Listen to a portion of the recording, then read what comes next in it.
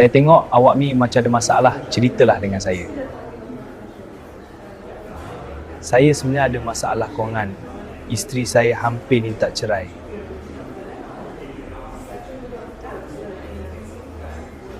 Oh, sebab itu saja. Saya sebenarnya tahu di mana kita boleh minta tolong.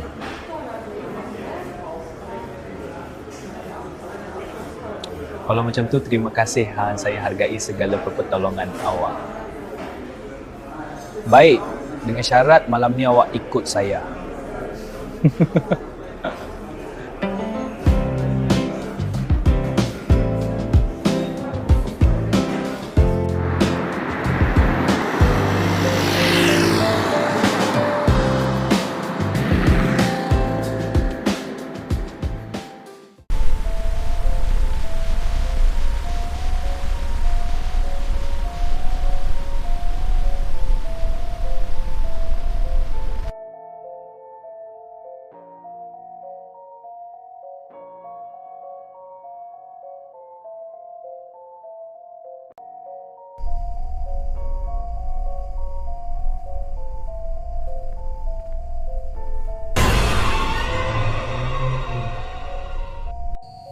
Saya tahu apa hajat kamu kemari.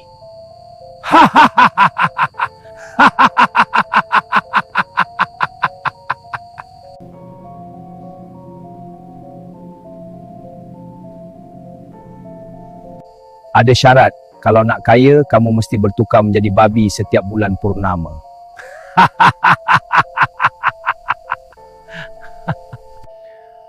Minta maaf, Tok. Kalau itu syaratnya, saya tidak sanggup.